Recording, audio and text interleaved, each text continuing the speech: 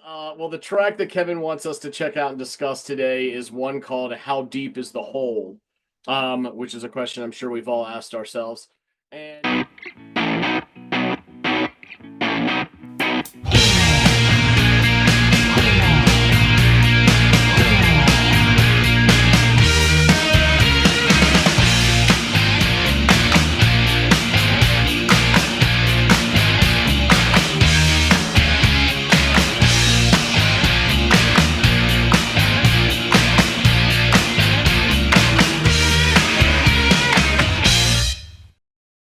hey, everybody out there, welcome back to another Friday episode of the Audiophiles. It's Andy, it's John, and it's time to dig into that's my man, time to dig into some music offered up by one of you lovely people out there in the audience. Specifically, we're going to be going over a track that was offered up by our old friend Kevin M. So, Kevin, thank you for the song offering.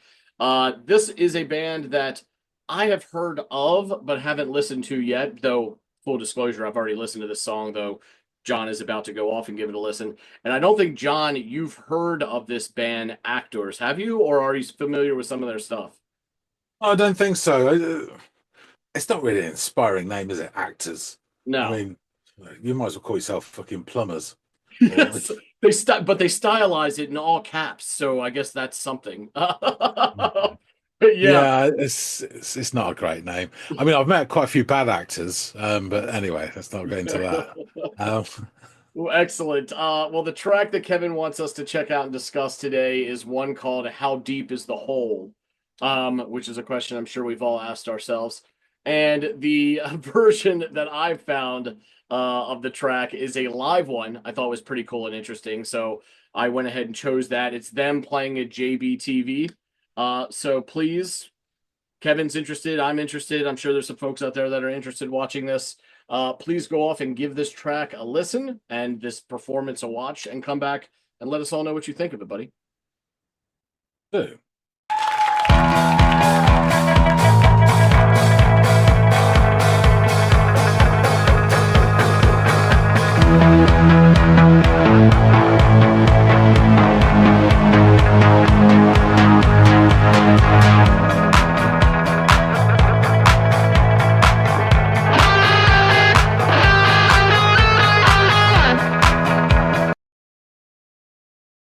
It's really interesting. You are classic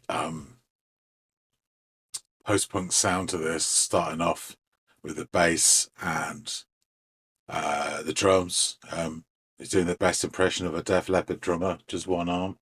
And then you get the synths coming in, and that's really those keyboard sounds are really sort of early 80s Depeche Mode type sounds. And then this angular guitar squawking over the top.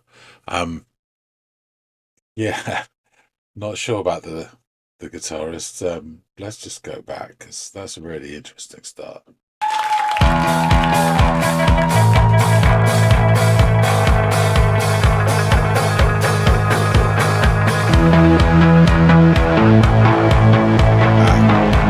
Keyboard sound.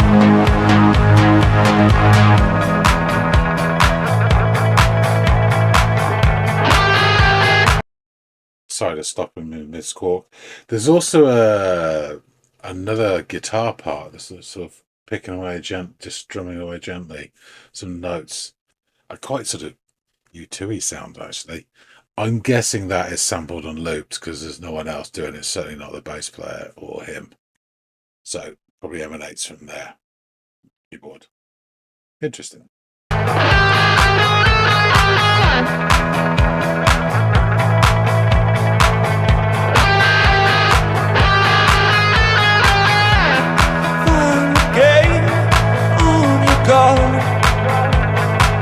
Sounding voice. Playing to the weakest chord. Switching like bliss, like fake. Staying your clothes, how'd you hate? How'd you be slow? Oh. Oh.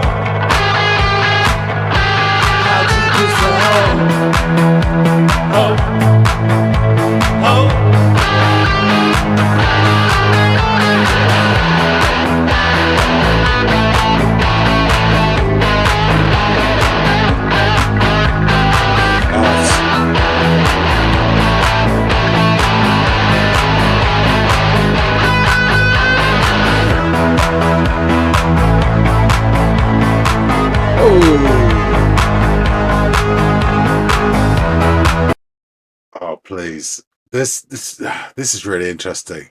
So the sound, I'm really tempted to shut my eyes here. But the sound reminds me of The Sound. One of my favourite sort of UK 80s bands, post-punk, superb. The way the tone of his guitar and some of their songs sounds like it. The way the keyboards are very subtly layering in when there's some songs where the keyboards and the sound have a melodic input, but when they're used best is when they're sort of scaffolding. And this is what they're doing here, and it sounds really nice. But the other thing is, and I say this with love, but the lead singer of The Sound, Adrian Borland, was quite awkward and a bit sort of gawky. And this guy is quite awkward as well. Him clicking the fingers there, he suddenly looked like a geography teacher at a high school dance trying to join in. And yeah, I mean, bless him, you know. But they've got the look as well. It's the leather jackets and the black jeans and possibly the bad black hair dye. I don't know. I do like him though, but it just shouldn't do that. But anyway, it sounds great. Really sounds good. Oh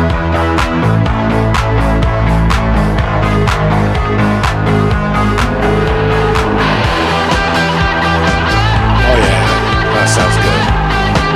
You got a lot to learn about manners.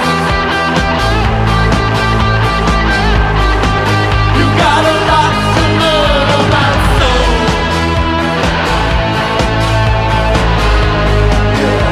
Oh no. How deep is the hole?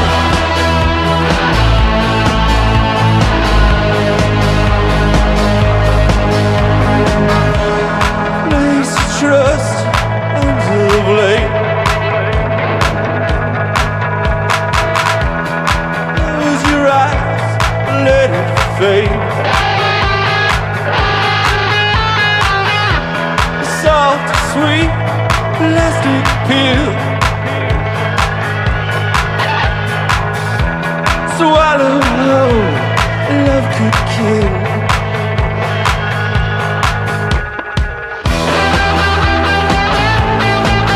Sounds good.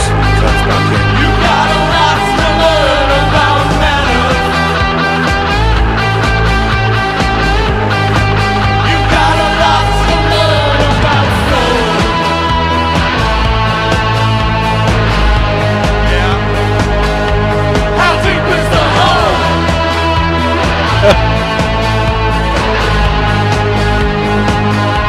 How deep is the hole?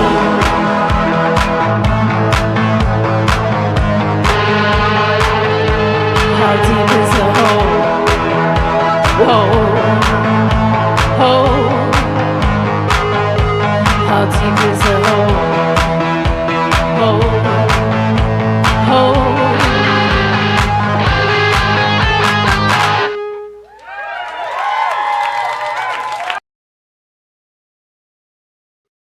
I really enjoyed that. I really did. It just reminded me of so many things. And they've got, I mean, it's like some of the more earnest stuff out of the early 80s. There is great potential for inadvertent humour within it when they try. And I mean, how deep is your hole? Is it's along those lines, isn't it? And it could easily be pastiche or parody, but no, I really enjoyed it. I thought it was a great sound actually, and a really nice balancing act of the different elements. And I loved the way it just, the bass player. I just had this thought at the end. It kind of reminded me of Craig from Bros. And then the keyboard player again, because your mind tries to make connections with things that you see them for the first time. And I was thinking of her as like, with some of her hair cut off. It's the lass from Sisters of Mercy. Um, but there was a really nice groove to this. Great sound on the guitar, and it's a great sound, great song. I really enjoyed this. So we'll have to find out more about some actors. So let's get back and chop it up with Andy. All right, so you've returned. What did you think of this performance, this track, this band, John? Well, first off, if the video quality was poorer, I could have believed this was from a continental pop show from like 1987. It kind of had that feel about it. Even the crowd as well looked like they could have been sort of young, Dutch or Germans enjoying the poster punk. Yeah, I mean the band had all the clobber as well. Those leather jackets that I've never seen. Any sort of action down the highway, black jeans, and I hate to say this, but perhaps a bit of cheap black hair dye. It all totally tracks, and it was a good look as well. The drummer didn't get the memo, obviously, but apart from that, So yeah, we have this interesting start, and there's a track which I keep meaning to give you, which I haven't, which I would say has the most post-punk intro of any song I've ever heard. But this comes like a second or third. Really distinct post-punk feel. You got the bass, drums, nice hi-hat action, and then comes the synths and its layers, and then the angular guitar riff.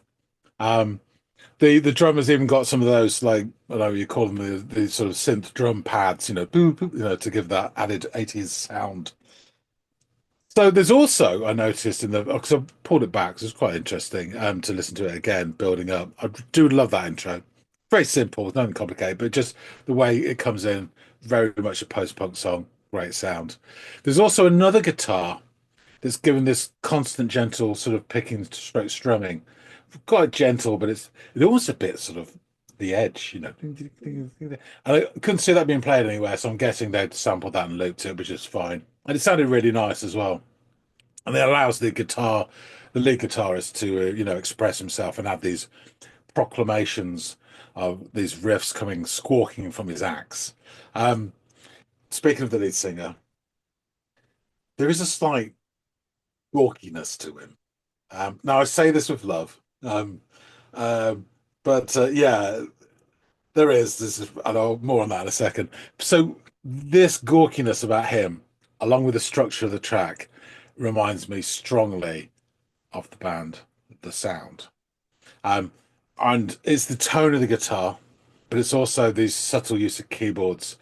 I mean, there are a lot of sound songs where the keyboard does have a melodic theme and does take away, but where they work best is with his guitar, and they're kind of scaffolding to hold the song together and fill in the bits and the layers, as is done here.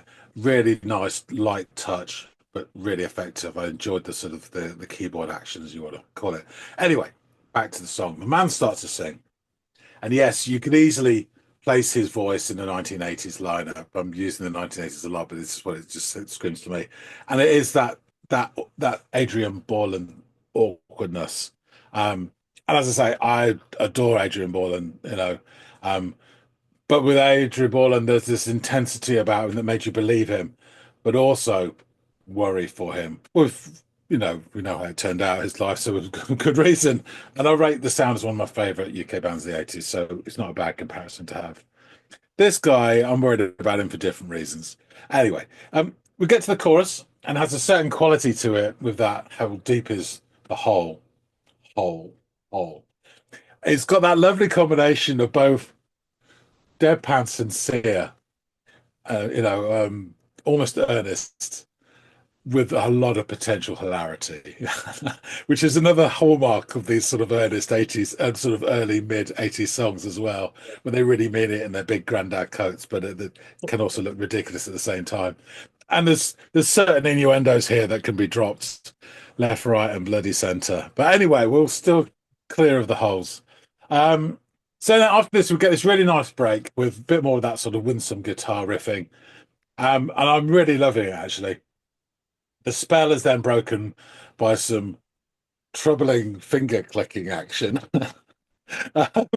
Please, somebody tell him not to do that.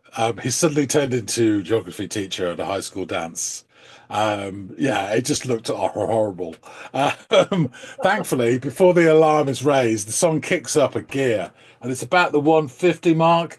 But it's mainly the synths, the keys that do this great impersonation of a cavity filler. It just and the instantly the song is bigger and it's kind of wide-eyed. It's like they've only been squinting to this point.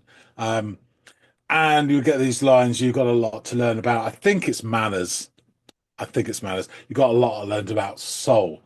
Again, your man nearly blows it at this point because he does this pout after the word soul, and then he grabs the mic, and you're gonna get something, and he just does this good, oh yeah, not yet for me. Please, someone tell him not to do that. Anyway, we then get group vocals on the title line, which sound really nice. The singer then sort of warbles into the next verse, and he's all emoting and hand gestures and all this sort of thing, while the percussion behind him goes a little bit Depeche Mode with some more electronic baps, and actually the synth chords are sounding really a bit Depeche Mode as well, and they're really nice. I really like that. And I'm not a big synthy guy, but electropop, but there's certain bits you do. And then we circle back into the you've got to lot to learn section again. And I reckon this bit and that earlier bit where it all rose up are the two parts I really liked the most out of the song. And sadly, this spell is broken when the singer points at the bass player. Um, and at this point, I have this epiphany. I think it be the long lost third member of Brass called Craig? It kind of reminds me of that, which is a very British thing. I apologise, but people watching will know what I mean. It was hilarious. And then he points at him and he grunts another year. Um, this is really hammy. This is more hammy than Hammy the hamster at a ham shop. I mean, really hammy.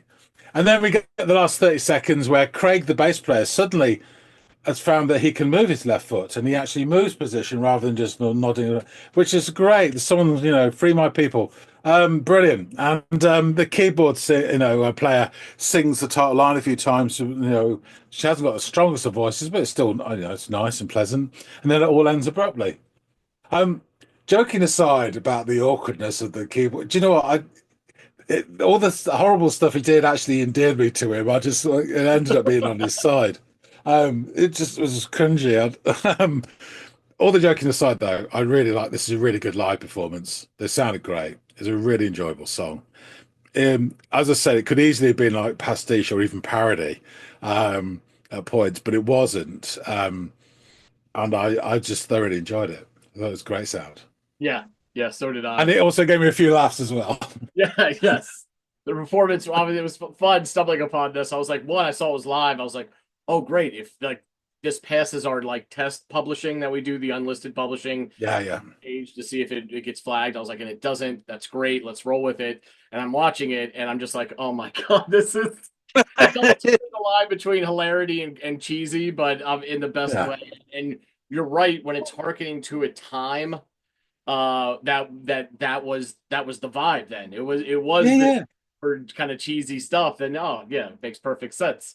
So yeah, and I've heard of these guys. They're I'll get into, they're just north of us, up in Canada, and despite everything our current administration is trying to do, I love Canada, and I love the bands that come from it. So there's plenty of other of these guys contemporaries that I've featured on the channel before. So it was only a matter of time that someone offered these guys up, and I'm glad I got a chance to listen to them as well. But yeah, they are a Canadian post-punk band from Vancouver, British Columbia, formed in 2012. And the band consists of founder Jason Corbett on vocals and guitar, Shannon Hemmett on keyboards and backing vocals, Kendall Wooding on bass and backing vocals, your man Craig, and Adam Fink, who didn't get the memo about the aesthetic they were going for, on drums. And Actor's music has been associated with the post-punk and numerous other related genres, including dark wave, new wave, and synth pop. When asked about the sound of Actors, Corbett, who's kind of like the brains behind the operation or what have you, said in 2019, we playfully call ourselves post-punk, with influences ranging from early 80s pop music to contemporary dark wave music. Really, I just write what I want to, and it comes out the way it sounds. We don't set out to sound like any one genre specifically. Their debut full-length album, It Will Come to You, was released in 2018, followed by their second album, Acts of Worship, in 2021. And while working in the Vancouver restaurant industry as a server and manager, Jason Corbett began Actors back in 2012. And though Actors was his first post-punk darkwave musical project, Corbett was no stranger to the Vancouver music scene. He began playing guitar at 14 when his mother noticed him playing air guitar to Def Leppard's Photograph and asked if he Oh, I know. It made me laugh, so I had to include that little factoid when I was doing my homework on this. ah, I did. You'll see it in the intro, but in the reaction. But at the start, when I'm talking about the intro, I'll say that the drummer, who now it comes to mind, probably was going for the sort of Stuart Copeland look. I said he does a good impersonation of the Def Leppard drummer, like one arm, Just which is a very, very tactless joke. But there you go. Sorry. Well, here we are, full circle. Back to, I guess, the lead singer being inspired by Def Leppard, sing and play air guitar to the song. So I mean, someone's got to be, I guess. she purchased him his first guitar, and over the years, Corbett would go on to join and lead 10 bands, 5 of which actually recorded and released music. So this harkens back to the whole he was no stranger to the Vancouver music scene. Among those were rockabilly outfit The Saddle Sores, the band which encouraged Corbett to try singing as opposed to only playing guitar. Alternative rock group Speed to Kill and indie rock band TV Heart Attack were also outfits that he played in before he joined and started Actors. When asked about his varied genre musical background and the influence those bands had on his trajectory towards creating Actors, Corbett told online blog Alienated in Vancouver in 2021, "I had exhausted myself chasing what I thought would be success. I started writing and producing music based on what I was really feeling and wanted to explore. That was the beginning of Actors. The music from my childhood just bubbled up to the surface. Roxy music, Gary Newman, David Bowie, and Duran Duran all somehow influenced me on a subconscious level. At the end of the day, though, there's so many influences from over the years." Following a visit to Hansa Studio in Berlin, where David Bowie recorded the Berlin Trilogy, Corbett was inspired to write and record the first 8 Actor songs throughout 2012, including Forever, Post-Traumatic Love, and A Nightlife. On October 4th, 2012, the first Actor single for Post-Traumatic Love, Nightlife, was released through local label Northern Light Records, with the band playing a record release show at the Cobalt in Vancouver that very night.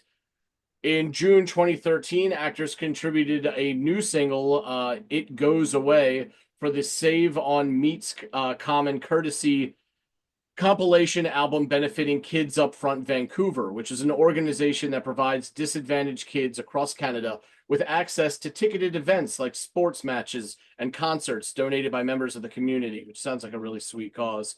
Yeah. Corbett spent the remainder of the year working on new material and contributing remixes to songs of various local Vancouver bands. So I mean, he's also, I learned, very much into the production side of things, working with a lot of other artists, sort of in between Actors, releases and recording sessions and all that stuff. So on May 29th of 2014, Actors released the new single Jackknife with the B-side Flesh and Bone. Shortly thereafter, on July 20th, Corbett officially started his own recording studio, Jackknife Sound, taking its name from the recent Actors track. All future Actors recordings would be written, recorded, mixed, and mastered at that studio. In early 2017, Actors self-released the Reanimated EP, a collection of their previously released singles. Later in 2017, Actors played Terminus Festival in Calgary, which led to a chance encounter with representatives from the Toronto-based label Artifact Records. Corbett had been approached by the label previously with a record deal, but turned it down over a combination of hesitation to work with a label that might take advantage of his work and feeling like he was already finding success with Actors by releasing singles regularly. Artifact went on to sign Actors in late 2017. Soon after joining Artifact, Actors released their debut album, It Will Come to You, in March of 2018. The band then embarked on their first tour covering the West Coast of the United States in March and April, culminating in a live taping session for KXLU 88.9 FM's Part-Time Punks radio show. Shortly thereafter, Actors set out on their first European tour, which ended in their appearance at Wave Gothic Treven that May. An appearance at the 20th anniversary of Infest followed in August, with additional U.S. tour dates throughout the fall around all three Cold Waves Festival dates. Actors also made appearances on Seattle's KEXP morning show with John Richards and JBTV in Chicago during this part of the tour. That's what we just watched, JBTV. Actors continued their rigorous tour in 2019, beginning with a headlining tour spanning mid-March to mid-May. That was of the U.S. with the new Artifact label mates Boot Blacks. The band then returned to Europe in August and September of the same year. In all, Actors played approximately 140 shows in an 18-month span following the release of It Will Come to You. In 2019, Corbett focused on finishing the second album for Actors, which was initially slated for a late 2020 release. However, due to the COVID-19 pandemic, the album was delayed until 2021. To tide fans over until the album's release, a slew of new singles were released digitally, beginning with the new album's opening track, Love You More. Actors would release their second album, Acts of Worship, on October 1st, 2021 through Artifact Records.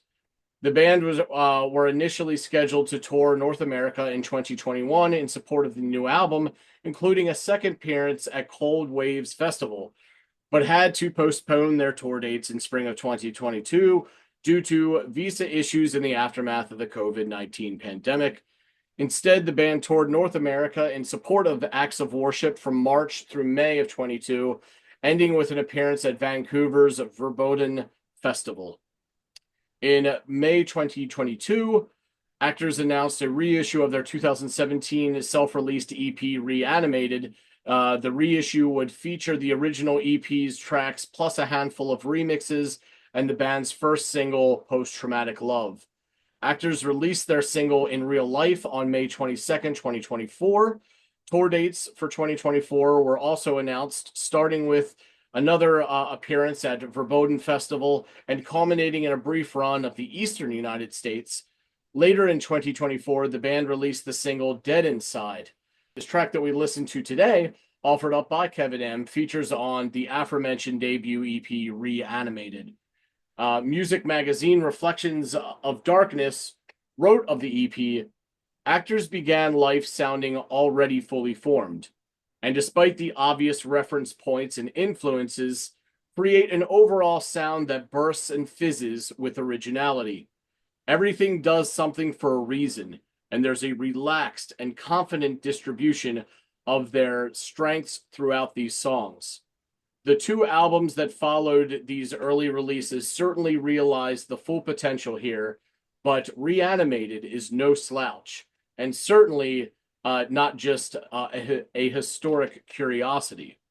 And upon the release of the EP, Regen magazine wrote a review of Reanimated and had this to say: though the opening XYX is a bit of a shift stylistically from what they would become experts at, the record hits its stride almost immediately after with How Deep Is the Hole, showing off the gloomy groove the band has since mastered. Throughout the 7 tracks that make up the original LP, it's audible influence of The Cure and David Bowie, with vocalist Jason Corbett often being indistinguishable from the Thin White Duke.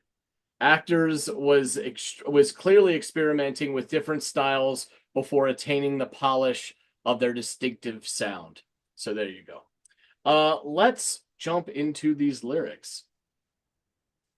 Silent gain on your guard, playing to the weakest card. Crimson night bleeds like a fake stain. Your clothes hide your hate. How deep is the hole, hole, hole? How deep is the hole, hole, hole? You got a lot to learn about manners. You got a lot to learn about soul. How deep is the hole? Place your trust under the blade. Close your eyes, let it fade. The salty sweet plastic pill, swallowed whole, love can kill. You got a lot to learn about manners. You got a lot to learn about soul. How deep is the hole? How deep is the hole? How deep is the hole? Hole, hole. How deep is the hole? Hole, hole. So, yeah, interesting stuff. I really don't know the true meaning of the lyrics, though you're right, it is ripe with all this innuendo. But I'm sure that there's more to it than just that, but I'm not certain. So if there's anybody out there, Kevin M included, obviously, who knows a bit more about the meaning of the track, please feel free to drop that information down in the comments field below. We'd love to hear what y'all have to say. So, John, thanks for giving this a listen. Kevin M, thank you even more for giving this a shout. Thoroughly enjoyed it. Oh yeah, me too. Me too. This is a lot of fun. I think it was only further magnified by stumbling upon this really cool live performance that we're lucky enough that the original poster allows us to share. So yeah, good shit. Glad you liked it, Kevin M. Really good shout, man. Good stuff. If you too have a song that you would like us to check out on this channel on future Friday episodes, please feel free to drop that down in the comments field below. We will add it to the list. The only reason we won't is if both of us are familiar with the track. Kind of like the gilding is kind of stripped from the lily at that point, as we're both aware of it. So we kind of want to stick to at least one of us not being aware of the song. But please feel free to shout stuff down in the comments field below. We love hearing from you guys, even if you don't have song suggestions, just what you thought of this. Give Kevin a shout for putting up a great song if you also agree with our synopsis. Like, share, and subscribe if you'd be so inclined. We really, really do appreciate that. So thank you so much. And hopefully John and I will catch all y'all in growing numbers on future episodes of the Audiophiles. See you later, guys.